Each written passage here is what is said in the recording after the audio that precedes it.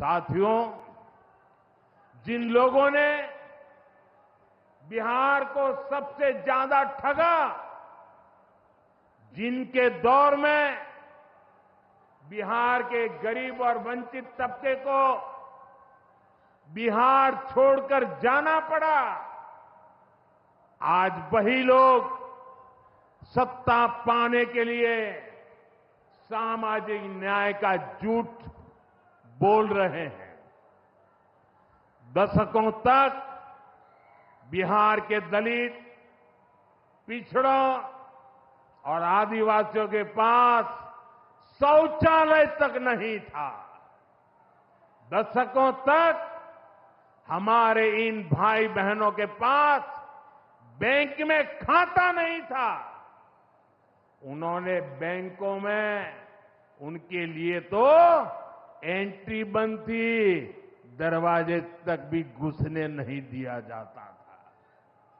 दलित और पिछड़ा वर्ग के ही सबसे ज्यादा लोग झुग्गी झोपड़ी में जीवन गुजारा करते थे, उनके पास पक्का घर तक नहीं था, वे बेघर थे। करोड़ों लोगों के सर पर छत तक नहीं थी। मैं आपसे पूछता हूं, बिहार के लोगों की ये दुर्दशा, ये पीड़ा, ये तकलीफ, क्या ये कांग्रेस और आरजेडी का, क्या यही सामाजिक न्याय था? गरीबों को इस प्रकार से मजबूरी में जीने के लिए सारी नीतियां बनाने के आदी लोग। साथियों, इससे ज्यादा अन्याय कोई नहीं हो सकता है। कांग्रेस और आरजेडी वालों, इन्होंने कभी दलित, पिछड़ा की इतनी तकलीफों की चिंता तक नहीं की। ये लोग विदेशियों को बिहार की गरीबी दिखाने के लिए घुमाने लाते हैं। अब जब दलित, वंचित और पिछड़ा समाज ने कांग्रेस को उसके पापों की वजह से छोड़ दिया है, तो इन्हें अपना अस्तित्व बचाने के लिए सामाजिक न्याय की बातें याद आ रही है। भाइयों बहनों, बिहार में और देश में सामाजिक न्याय का नया सवेरा एनडीए के दौर में दिखा है। हमने गरीब तक जीवन से जुड़ी मूलभूत सुविधाएं पहुंचाई है। हम इन सुविधाओं को 100% लाभार्थी तक पहुंचाने के लिए काम कर रहे हैं।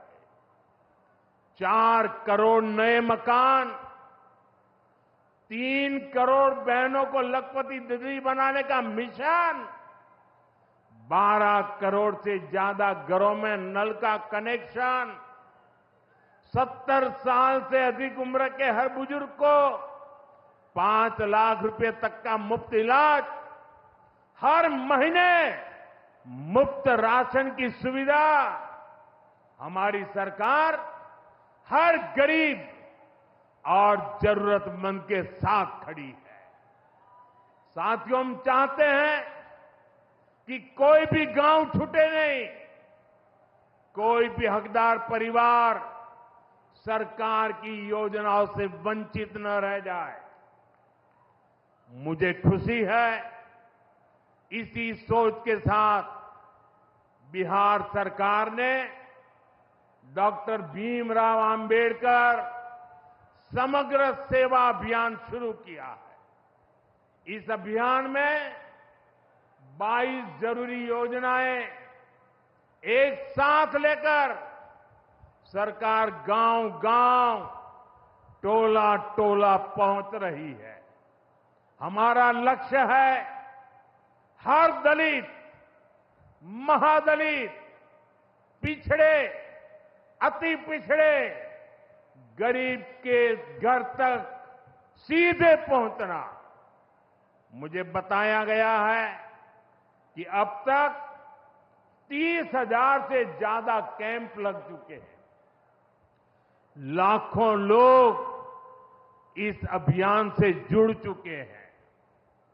जब सरकार खुद लाभार्थियों तक पहुंचती है तो ना कोई भेदभाव होता है और ना ही कोई भ्रष्टाचार होता है और तभी सच्चा सामाजिक न्याय होता है।